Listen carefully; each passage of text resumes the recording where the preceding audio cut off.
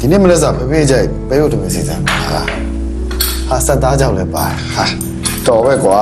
ဒီနေ့လမ်းလျှောက်တာများတော့ဘိုက်ကစားနေတာဖေဖေတို့ကဘယ်ထိလျှောက်ခဲ့ဟိုဘက်ရောက်တော့ရောက်တယ်မမရဲ့ဖေဖေကဘာလို့ဝေးလျှောက်ရလဲ6ရောက်တင်နာကုန်မယ်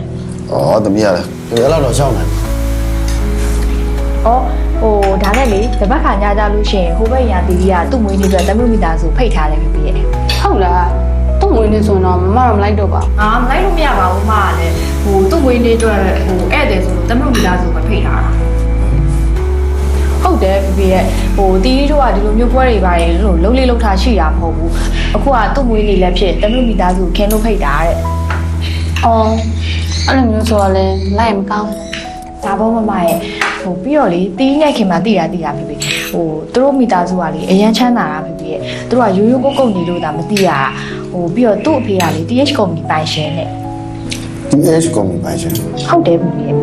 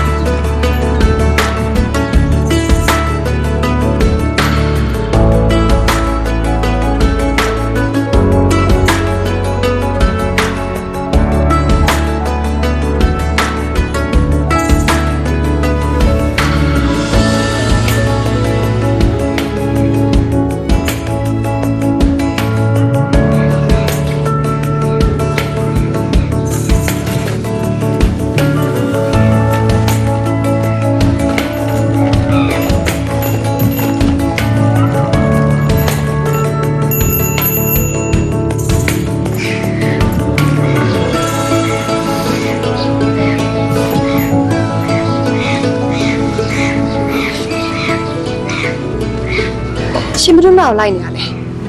ဗျာဘယ်သူမှမလိုက်ပါဘူးလမ်းမကျွမ်းတော့လေစပိန်ကြီးရှောက်စီးကြနေတာဒါနဲ့ခမရပဲတော့ပေါ့ဘယ်တော့ပေါ့ဒီနားမှာစောင်းအငားဆိုင်မှာရှိတယ်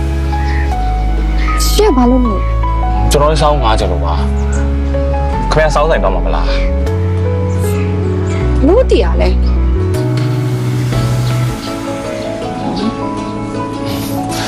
စောင်းဆိုင်တော့မယ်ဆိုပြကျွန်တော်ခေါ်ပါပေးပါလားကျွန်တော်တကယ်စောင်းငားကျင်တာပါလမ်းတွေကလည်းတိတ်မကျွမ်းတော့လေဘယ်လိုတော့မှမသိဘူးဖြစ်နေရခင်ဗျားတည်းရဆိုရင်ကျွန်တော်ခေါ်ပါမယ်နော်ရှင်ကတကယ်စောင်းဆိုင်သွားချင်တာပါရရလေရှင်တကယ်စောင်းငါဖို့ဆိုရင်ကျွန်မနောက်လိုက်ဖြစ်လို့ရပါတယ်လည်းမသိတော့ခင်ဗျားနောက်လိုက်ရတော့ဟုတ်ပါဘူးရှေ့ကတော့လို့နောက်ကလိုက်ပြီပြော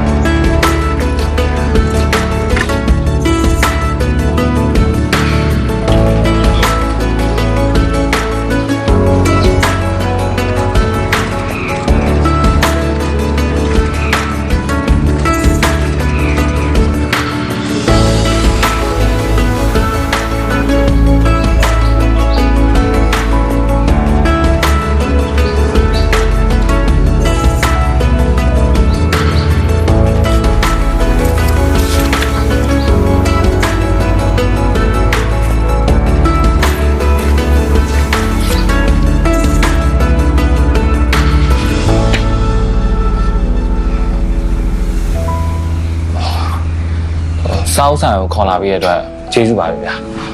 ဒီမှာစောင်းတွေတော်တော်စုံတယ်နော်ဟုတ်တယ်ဒီမှာလေးရှင်လိုချင်တဲ့စာအုပ်တွေကိုလည်းမှာထားလို့ရတယ်သူတို့ရှာပေးကောင်းတာပေါ့ဒါနဲ့ဒီကကျမနာမည်ဟိမန်ပါကျွန်တော်နာမည်ဖုန်းကျော်စောပါဟိမန်စာတော်ဖတ်တယ်ထင်တယ်နော်ဟုတ်တယ်မဟုတ်မှလည်းရောဆရာမကျူရဲ့ပြိတ္တလားဒါဆိုရင်တော့ကျွန်တော်မှန်းနေပြီနဲ့တူတယ်ကျွန်တော်ကဆရာမကျူရဲ့စောက်တော်တော်များများဖတ်ဘူးတယ်ဗျ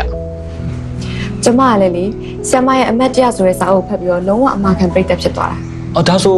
ဟိမန်ကအစာအုပ်ထဲအတိုင်းခံစားချက်မျိုးရှိခဲ့ဘူးလို့လားဒါမှမဟုတ်ရှိနေလို့လား စာအုပ်တော့ဖတ်တယ်ဆိုတာကိုယ်တွေ့ခံစားချက်ရှိမှဖတ်ရမှာလားကြိုက်ရမှာလားစာရေးသူရဲ့အရေးသားဇလတ်အကြောင်းအရာစာရေးသူရဲ့တက်ဝင်ခံစားမှုကိုတန်ဖိုးထားပြီးတော့ဖတ်လို့မရဘူးလားအဲ့စာအုပ်တော့ကြိုက်လို့မရဘူးလားကျမကလေစာဖတ်တယ်ဆိုတာစာဖတ်ခြင်းရဲ့တန်ဖိုးကိုတည်တည်ချာချာလေးနဲ့သိပြီးတော့ဖတ်တာစာဖတ်ရတာကိုနှစ်သက်တာတန်ဖိုးထားတာ အော်ကျွန်တော်လည်းဘာသဘောမှမဟုတ်ပါဘူးဒီတိုင်းပဲပြောလိုက်တာပါ sorry ပါကျမစိတ်နေဆက်သွားတယ် ကျွန်တော်လည်းအဲ့ဒါမျိုးမှကြိုက်တယ် ရှင် ဟိုဒီလိုပါဟိုလေဟိုစကားကိုပုံမှန်လင်းလင်းပြောပြီးတော့ဟိုအကြောင်းကျိုးညီညွတ်စွာဟိုပြန်ပြီးရှင်းပြတတ်တာကိုကြိုက်တယ်လို့ပြောတာပါဟိုနောက်နေ့ဟိုစောင်းဆိုင်လာလို့ရှိရင်ဟိမန်နဲ့တူလာလို့ရလားကျွန်တော်တို့ကဟိုအိမ်ကြီးချင်းနေပဲဆိုတော့လေ ရပါတယ်ရှင်ကစာဖတ်တာတကယ်ကြိုက်တဲ့သူဆိုရင်တော့ဟိမန်နဲ့တူလိုက်လို့ရ ဟိမန်တကယ်ပြောရအောင်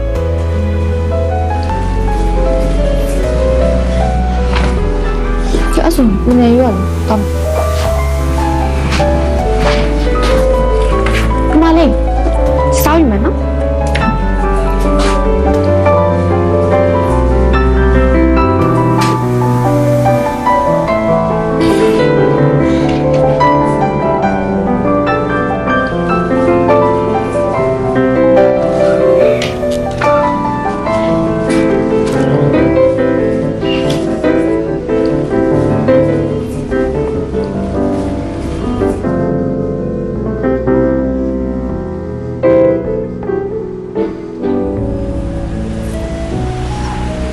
မလားစောမီလား မေ ဟေး အဆင်ပြေရလားဟင်းရောဆောင်းရလားမမလားဇွန်နီတက်ပါအောင်ပြောလေလူက9ယောက်ဆိုတော့ဇွန်ခရင်9ဆောင်နော်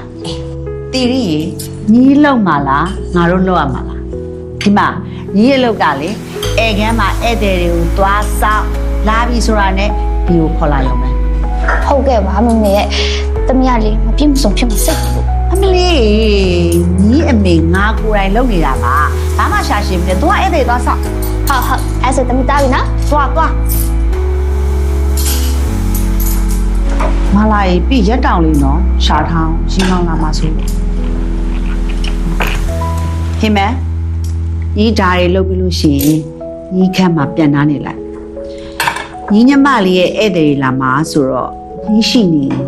စိတ်နှောက်ယှက်ဖြစ်နေကြမှာဆိုလို့ ဟုတ်ကဲ့ပါជីជីဟိမန်နားလဲပါတယ်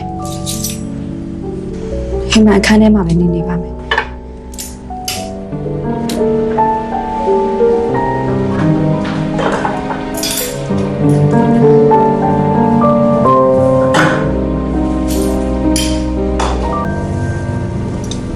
ကဲအားလုံးပဲကိုယ့်ရင်တို့သဘောထားပြီးသုံးဆောင်ကြပါဗျာနော် ဟုတ်ကဲ့ပါဗျာဟုတ်ကဲ့ပါ ဟင်းရအများကြီးပဲအနည်းညီမလေးကိုပင်ပန်းသွားကြပြီထင်တယ် အပင်မမဟုတ်ကွယ်ဒါတွေအားလုံးကလေသမီးလေးကသူ့စိတ်ကြိုက်အားလုံးစီစဉ်ထားတာ ညညထဲစားလို့အားလာတယ်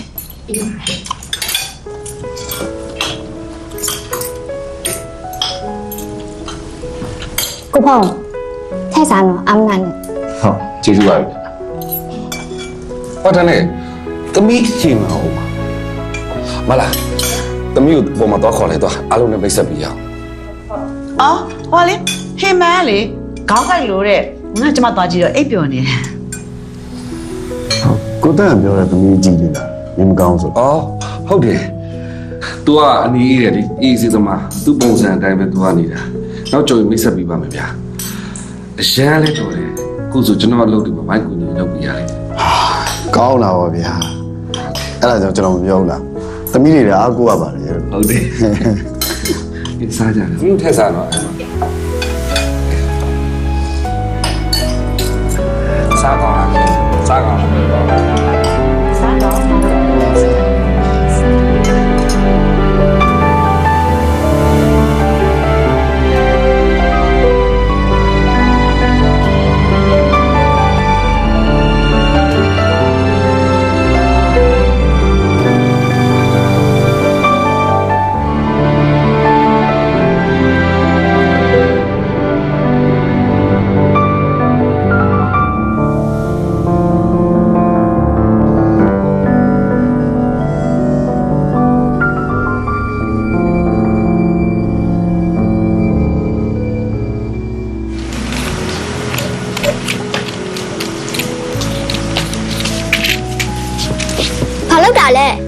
ငါလည်းဆော့ချင်လို့လေအဲ့ဒါမမဟာလေ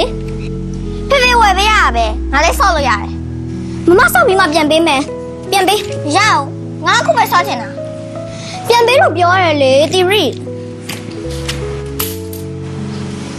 အရုပ်ကိုအဲ့လိုမလုံးနဲ့လေအဲ့ဒါနေလောက်တယ်လို့ဖေဖေနဲ့တိုင်ပြောမယ်တိုင်လေငါဖေဖေလည်းဖေဖေလုံးခေါ်နေငါဖေဖေကနေဖေဖေမဟုတ်ဘူးနေကမွေးစားသမီးနေကိုမွေးစားနေကိုဘာသူပြောလဲမမသားပြောနေမှာဖေလည်းမရှိတော့မေလည်းမရှိတော့တဲ့ငါဖေဖေကနေကိုတနာပြီးမွေးစားငါဖေဖေလည်းဖေဖေလုံးခေါ်နေမဟုတ်ဘူးငါမှဖေဖေရှိတယ်ဖေဖေကငါဖေဖေ ဘာလဲဖြစ်နေကြရလဲ မမေသူတမီးကိုလေအော်လဲအော်ပြောလေတမီးရောက်လဲလူတယ် နင်ငါသမီးလေးကိုအနိုင်ကျင့်တယ်ဟဲ့လား မဟုတ်ဘူး तू ကအရင်လာလူတာပြီးတော့ကျတော့တမီးကိုလည်းမွေးစားတမီးလို့ပြောတယ်ကြီးတမီးကဖေဖေတမီးနော်ဟုတ်တယ်နော် ဘယ်လိုပဲဖြစ်ဖြစ်နောက်တစ်ခါဆိုရင်အငယ်ကိုဦးစားပြမယ်ကြားလား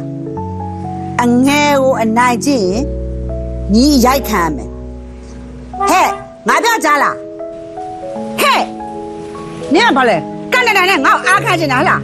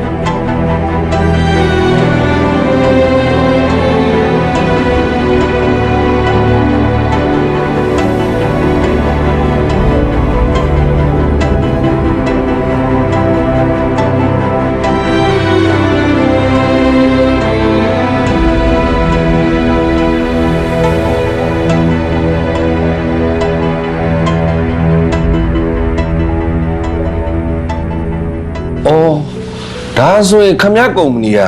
ကေဇက်ဆောက်လုပ်ရေးကုမ္ပဏီပေါ့ ဟုတ်ပါတယ်ဗျာကိုတက်ရလို့ကုမ္ပဏီတည်ထောင်ထားတဲ့သူနဲ့ကျွန်တော်မိတ်ဆွေဖြစ်ခွင့်ရတယ်ကျွန်တော်မြုံနိုင်ကြတယ် အိမ်မနဲ့ပုံကလုံးနဲ့တထေးတွေဖြစ်ပြီးစိတ်မသားရင်နဲ့ပဲတထေးတွေဖြစ်အဆူချွဲဝါတဲ့ဘွားတောက်ပြောင်းတဲ့ဘွားအားလုံးတထေးတွေဖြစ်စိတ်ကြီးကိုကြောင့်ပဲအားလုံးတထေးတွေဖြစ်ခေကောင်းစပွင့်တာနဲ့ဖဒီနော်တာကြီးမန်ပါတဲ့နေ့စဉ်ဘောလက်တွေကလဲကွာအများကြီးလူကြိုက်များတဲ့ဂျီလီPG slot များငါပြစ်လာဘောဝဲနဲ့ကာစီနိုတွေစော့ကတာဝဲကြောင်ရင်ဘေးရှောင်းဒါကချင်းလေးကောင်ကကြမအဆုံးဖြတ်များကြတန်သာလုံးပဲပြောင်းမလားရမရှိဝေသူငွေထုတ်အရဲကိုမြဲစကီကို slot ကာစီနိုဂိမ်းများဆောင်ရဲနဲ့ဒါပဲလေ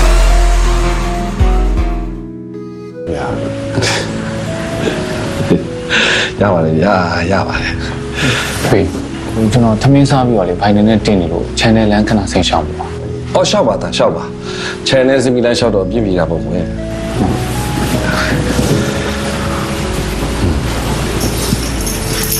ကလေးတွေဆိုတော့လေ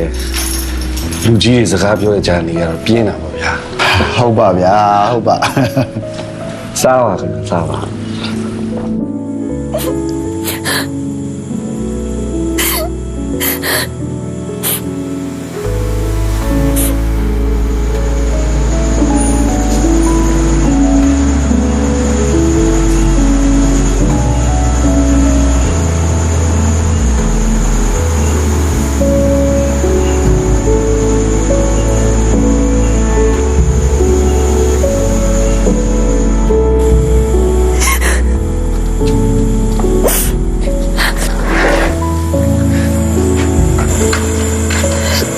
ရှင်ဒီဘာလာလောက်တာလဲ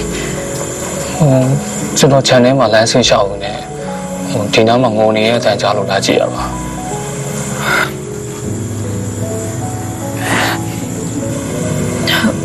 ရှင်ခုပြန်သွားတော့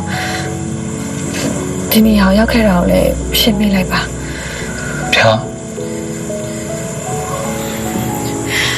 ဒီနေရာကျမရဲ့ကိုယ်ပိုင်တည်တဲ့ကဘာလေးပါဒီနေရာကိုကျမကလွယ်ပြီးတော့ဘယ်သူမှမရှိစေချင်ဘူး ဟိမဲကျွန်တော်မသိခင်ကတည်းက ကျွန်တော်ကဟိမန်တငယ်ချင်းတယောက်ဖြစ်ရှိချင်နေခဲ့တာပါဟိမန်အမြဲတမ်းဒီနေရာလေးမှာထိုင်တာကိုလေကျွန်တော်အိမ်စပြောင်းလာကြတဲ့ကတည်နေခဲ့တာ ရှင် ဟာမလေးမောလိုက်တာဟဲ့တော်ပါတော့ငါဘိုက်တောင်နာရီရတယ်တကယ်ပြောနေတာငါမှလေအဲ့ကောင်ငါနောက်ကလိုက်တာကိုလေငါမှမျက်ခြေပြတ်အောင်ဆိုပြီးဟိုစတိုးဆိုင်မှာအယုံမကြီးတင်မလေးအဲ့အယုံမမှာဆွတ်ထားသပင်တူကိုလေစတိုးဆိုင်ကိုပတ်စံပေးငါမှငှားပြီးတော့မနေ့မျက်ခြေပြတ်အောင်ပုံးရပါဆို နင်းကောင်လေအဲ့လောက်တောင်ဆိုးလို့လား ဟဲ့စိုးတာပေါ့ तू ကငါတို့နေတဲ့အရင်ရက်ကွက်မှာတော့ဆိုလူဆိုးသူ့မှာဟဲ့ငါ့ကိုချိန်လို့နောက်ကနေလိုက်ရင်ငါမှကြောက်လို့ပါဆိုမှမနေရလဲ နင်းရလေနော်လူမိုက်တွေအသင်းတော့ပို့ပြီးတော့နုံညံ့ပြီးချစ်တတ်တဲ့ မေညက်ဘလို့တည်ပြောပါ အားလေရုပ်ရှင်ထဲမှာကြားဘူးပါ ဒါဆိုအဲ့တော့ခြံထဲမှာအရေးလူတွေ့လိုက်တာရှင်ပေါ့အညာကျမပြောတဲ့စကားတွေရောအရှင်အကုန်လုံးကြားရပေါ့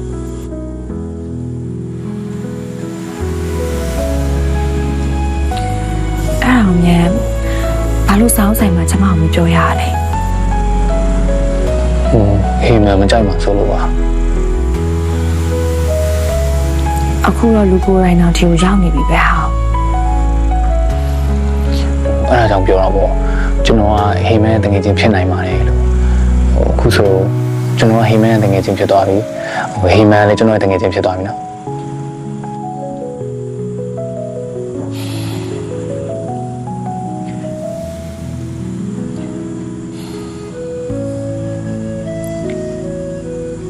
ကျမစိနေတော့ပေါ့မိဆုံးတော့ခဲ့တာကျမကိုဝင်လွယ်နေတဲ့အချိန်မှာဖေနဲ့ကွဲဝါးခဲ့တာ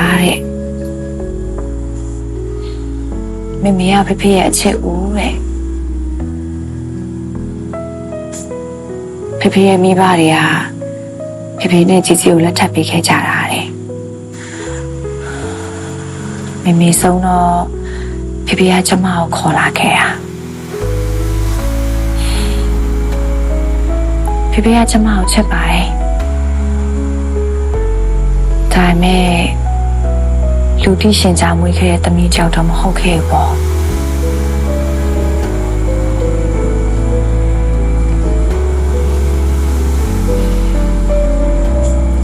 နောက်တော့ဖေကကျမကိုအတွက်စဉ်းစားပြီးဒီအိမ်လေးကိုပြောင်းလာခဲ့တာ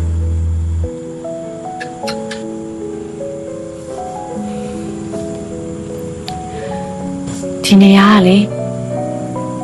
နေခင်ပဲဆိုရင်တော့မှအလင်းသိမ့်မရတော့သိမ့်မလာရဲ့ဘူး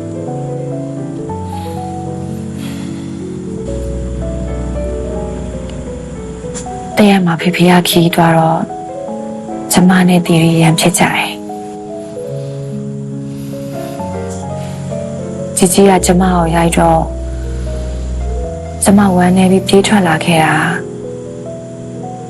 ဒီနေရာလေးကိုရောက်လို့ရောက်မှမသိရောက်လာခဲ့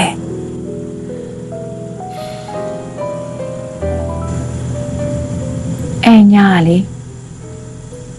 ကျမဒီနေရာလေးမှာပဲအိပ်ပျော်သွားခဲ့တာ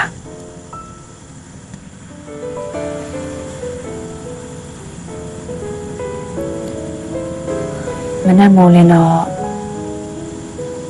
ကျမဝမ်းနေရတာနည်းနည်းသက်သာပါပြီလေအဲ့ဒီချိန်ကနေစရပြီကျမဝမ်းနေနာချင်ရတိုင်းကျမရင်ဖွင့်စရာလိုတိုင်းကျမဒီနေရာလေးကိုရောက်လာခဲ့တာပဲ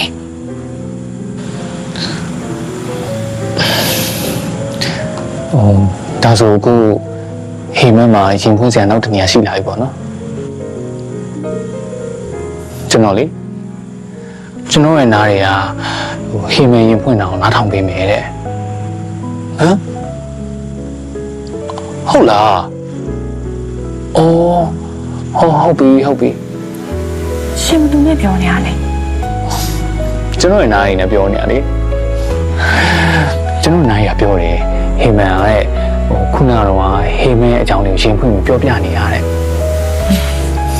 ရှင်းလေအကောင်းမဲ့လို့နားထောင်ပြန်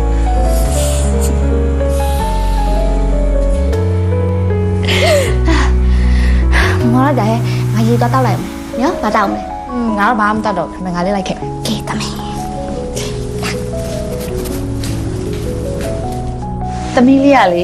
ခေမီကိုအရန်ခင်တာအမြဲတမ်းခေမီကြောင်ပြောတယ် ခေမီလည်းတူတူပါပဲအနေရဲ့သူတို့နှစ်ယောက်ကလေညီမတွေလို့ ဟုတ်ပါဟုတ်ပါ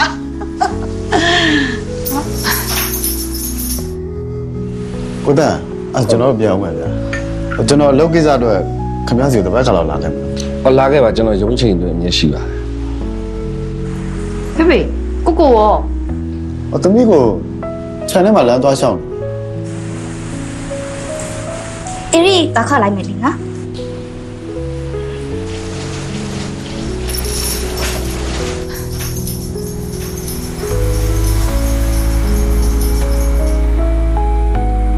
ခုလိုမျိုးလေးအမြဲပြုံးနေပါလားဟိမဲပြုံးနေလေတိတ်လာပဲ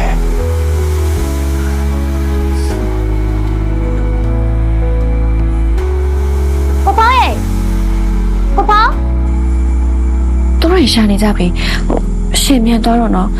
ရှင်နဲ့ကျမကိုဒီနေရာမှာတွေ့ရမကောင်း ဟို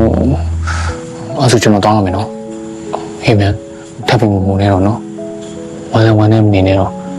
ကျွန်တော်တို့မနေ့ပြန်စားဆိုင်မှာတွေ့ကြမယ်နိနော်တောင်းရင်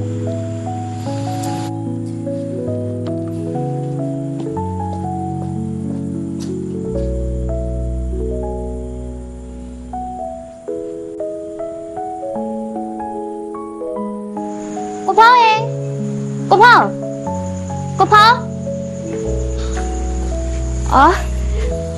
ပပအဲ့နောက်ဘာသာလောက်တာလဲ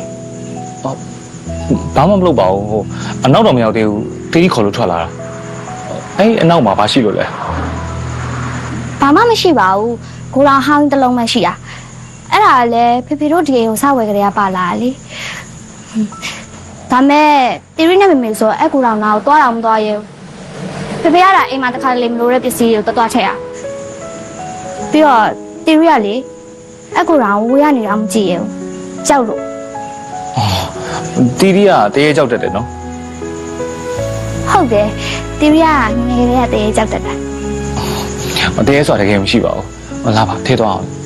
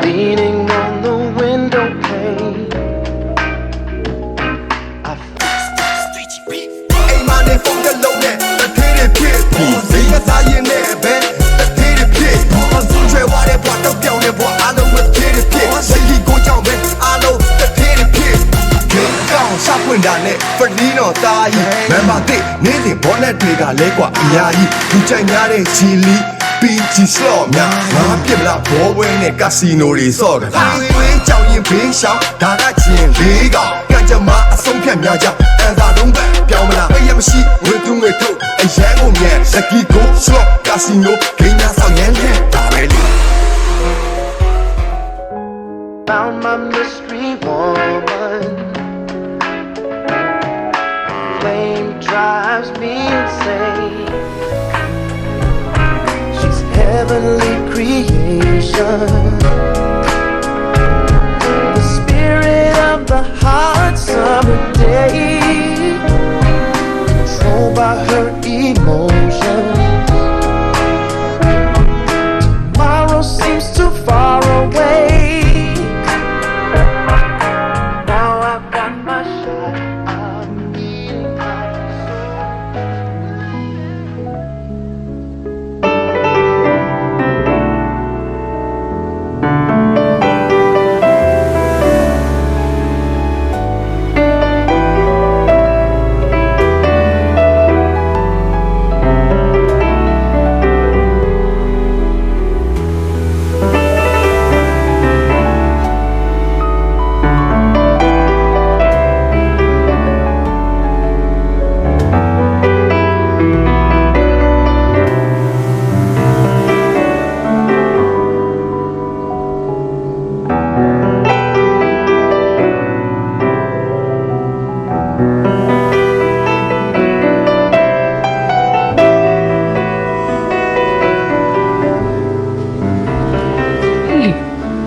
ညီမလေးဘာရက်လုံရလဲဒီမှာညီမအောင်စောင့်ရ နင်ဘယ်ကပြန်လာလဲ စောင်းဆန်ကပြန်လာလေ တယောက်ထဲလားနင်မပြေနိုင်တော့ဘူးမလားအဲ့ဆိုငါထပ်မနေမယ်ဟိုဘက်အိမ်ကကိုဖုံးကြော်စောနဲ့နင်နဲ့ဘာလို့တူတူပြန်လာလဲ သူကလည်းမမငါရဲ့စောင်းဆိုင်မှာပဲငါအဲ့အကြောင်းတူတူပြန်လာကြတယ် အဲ့ဒီစာအုပ်ဆိုင်ကို तू ကဘယ်လိုသိရလဲ ဒီရက်ကတည်းကနေတဲ့လူချင်းတူတူဘယ်ဆိုင်ဘယ်နားရှိလဲဆိုတာ तू လည်းသိမှာပေါ့သူ့ကိုသွားမိပါဘာလို့မမောက်လာမလေးလဲ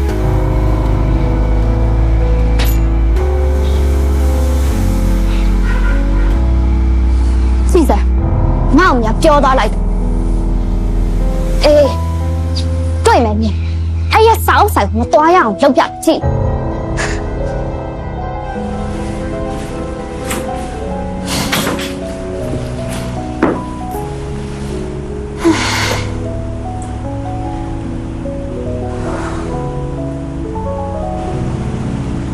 တီးခံလိုက်ဟဲ့မယ်တီးခံလိုက်တော့ဖေဖေတမီပဲ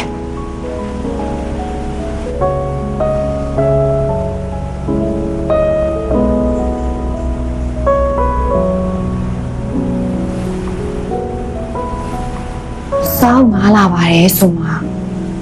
စာဖတ်မှာဘာလို့သူကဒီနေ့ကျမှအတင်းနေစာဖတ်ခိုင်းရလဲမသိပါဘူး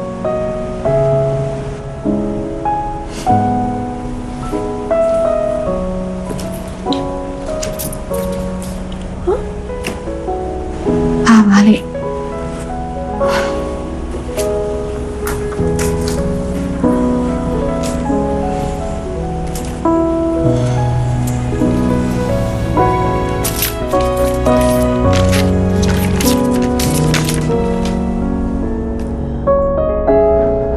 ကျွန်တော်ဒီနေ့ဒီစာအုပ်ဟေမန်သားတဲ့စာအုပ်တွေရအောင်ထည့်မယ်လို့ဆုံးဖြတ်ပြီးတော့ပြင်ဆင်ခဲ့တာပါဒီစာလေးကိုဟေမန်ရရင်စာအုပ်အဆုံးထိဖတ်ကြည့်ပေးပါဗျာဆွဲတော့အဖြစ်ဖြစ်ပါနဲ့နော်ဟေမန်ကျွန်တော်ဟေမန်ကိုချစ်တယ်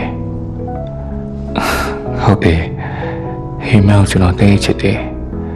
ဘယ်တော့နည်းချစ်တာလဲဆိုရင်တော့ကျွန်တော်ဖြေနိုင်မယ်မထင်ဘူး။ဘာဖြစ်လို့လဲဆိုတော့အဲ့ဒါကိုကျွန်တော်သိချာမသိဘူးဆိုတာဖြေဦးတသားနဲ့မခံပြရစေ။ဟိမန်နဲ့ကျွန်တော်စတွေ့ရနေကျွန်တော်တို့အိမ်ပြောင်းလာပြီးဟိမန်စပိန်မောက်တဲ့နေကြရလား။ ဒါမှမဟုတ်ဟိမဲရင်ဖွင့်ရနေရလေးကိုဟိမဲပြေးလာပြီးမိုးခဲတဲ့နေကိုစတွေ့ကြတော့လားတေးကြတာတော့ဟိမဲကိုစတွေ့နေကြရဟိမဲကျွန်တော်ရင်ထဲကိုရောက်လာခဲ့တာပါဟိမဲရဲ့ကျွန်တော်လေးဟိမဲကိုမျက်မျက်နှာနှာနဲ့ချစ်မိသွားတာပါကျွန်တော်ဘဝအတွက်အမြင်လို့ဆုံးမိန်းကလေးကဟိမဲပါဟိမဲရဲ့ရတိုင်းကိုကျွန်တော်တန်ဖိုးထားတယ်ဟိမဲစိတ်တွေအမြဲအေးချမ်းနေဖို့ကျွန်တော်ဖြည့်ဆည်းပေးခြင်းနဲ့ကျွန်တော်ရှုံးကြည့်ပေးပါဗျာပြန်ချစ်ပေးပါလို့ကျွန်တော်မတောင်းဆိုပါဘူးအဲ့ဒါတွေကိုတော့ဟိမဲဆုံးဖြတ်ရမှာပါဒါမဲ့ကျွန်တော်တို့စဉ်းစားပေးပါလို့ကျွန်တော်တောင်းဆိုပေးရစီဟိမဲတိကျစဉ်းစားပြီးကျွန်တော်ပေးမယ့်အဖြေကိုတော့ကျွန်တော်ရင်ကုန်လာမျှော်လင့်နေပါစေနော်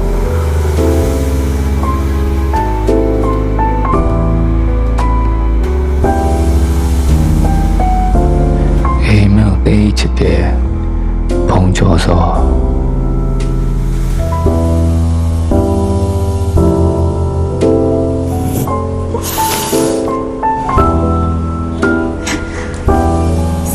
လည်းအပြောကောင်းလို့အရေးသားကလည်းကောင်းပါပြန်ချစ်ပါလို့တောင်းဆိုပေမဲ့ဟိမန်ပြန်ပေးမဲ့အဖြေကို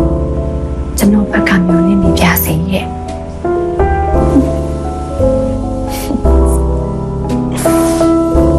အဲ့ဒါလည်းအဖြေတောင်းတာပဲဟော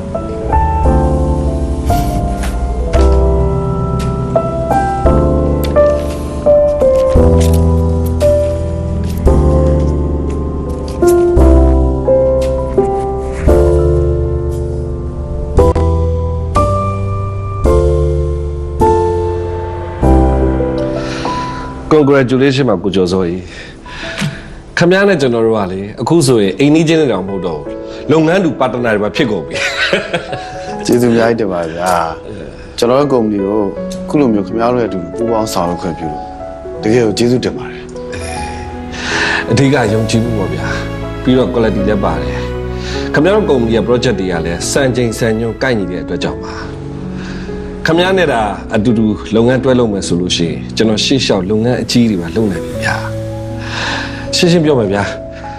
ခမရတခါလေးပြောလိုက်မယ်ကျွန်တော်အခုအစစ်မြင့်ကွန်ဒိုတစ်ခုကို approve ကြတာပြီသားအဲ့ project ကိုခမရနဲ့ပဲစမယ်ဗျာကျွန်တော်ဘက်ကတော့ ready ပဲဗျာ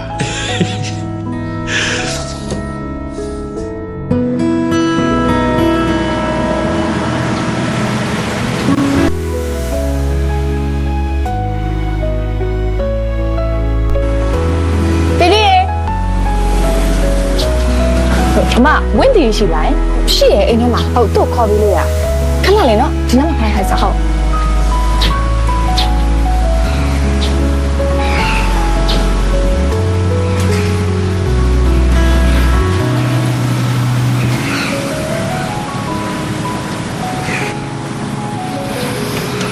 ညလေဟဲ့ဖူးဆန်းလို့ခေါ်ခိုင်းနေတယ်ဝင်လာလိုက်တာဩခြံထဲမှာပြောချင်နေရတဲ့ပြီးတော့အိမ်ထဲမှာလည်းအနီလျှော့အားနာလို့လေဒါနဲ့ခုနတယောက်ကတွားငါရမငါနဲ့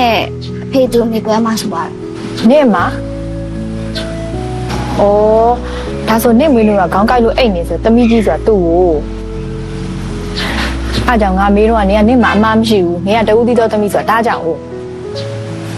အေးဒါနဲ့ငါ့ဘာပြောစရာရှိလို့လဲငါနေ့ပြောစရာရှိလို့ကနေအားရမလားအေးအားပါတယ်ဟိုဒါဆိုငါတို့ပြင်မှာမဟုတ်တစ်ခုစားရင်းနဲ့စကားသွားပြောအောင်နော်ကောင်းတာပဲအဲ့ဆိုရင်ငါပတ်ဆက်သွားကြည့်လိုက်အောင်ဟာနေပါရမြူငါမှာပါဟောငါခင်မင်းနဲ့မဟုတ်သွားစားရလို့အမေပြောပြီးနော်ကြာမလားတီတီရိုက်သွားစားရလို့ပြောလိုက်ရမယ်ဂျင်းသားလေးကဆိုင်မယ်ကြာချင်လဲကြာမှာပေါ့ဒီပါအဲ့လိုပဲပြောထားလိုက်ဟဲ့တုံကြည့်ရတမျိုးပဲနေတော့ကြောရတယ်မာလိုက်တယ်အေးအဲ့ဒါကြောင့်ငါလည်းကျင်ညာဖြစ်နေရကဲထားလိုက်ပါသွားကြမယ်သူ့ကြောင့်ခေါင်းနဲ့ထက် အေးပါဟုတ်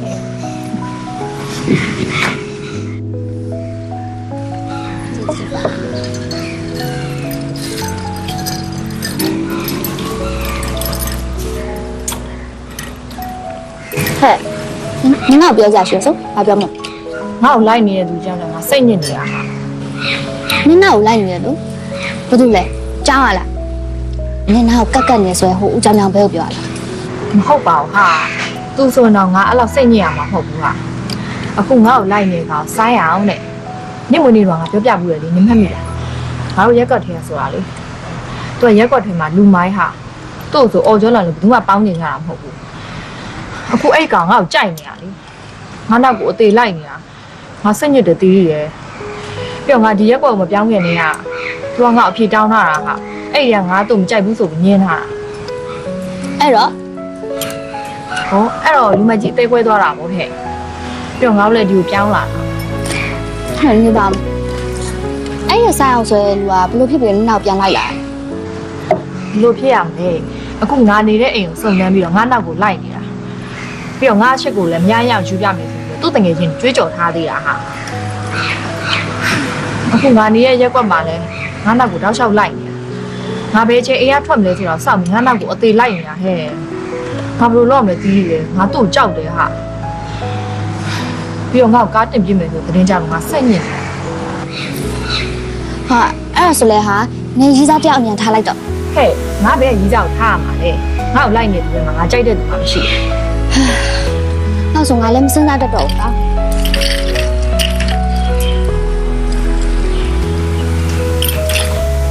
ဟဲ့ငါသိပြီ ငါလန့်လိုက်တာပါလေ အဲ့ဒီဆိုင်အောင်ဆိုရင်လူကနင့်မှာရီးစားရှိလို့ရှိရင်နင့်နောက်ကိုဆက်မလိုက်တော့ဆိုတာသိကြတာ ထင်ပါပဲ အေးလေအဲ့တော့နင့်မှာရီးစားတကယ်ရှိစရာမလိုဘူးဟာယောက်ျားတယောက်ယောက်နဲ့တွဲပြဖို့အဓိကပဲမဟုတ်လားအဲ့တော့ဘာမှစိတ်မညစ်ပါဘူးခင်ဗျာငါမှ idea ရှိတယ် ဟာလေပြော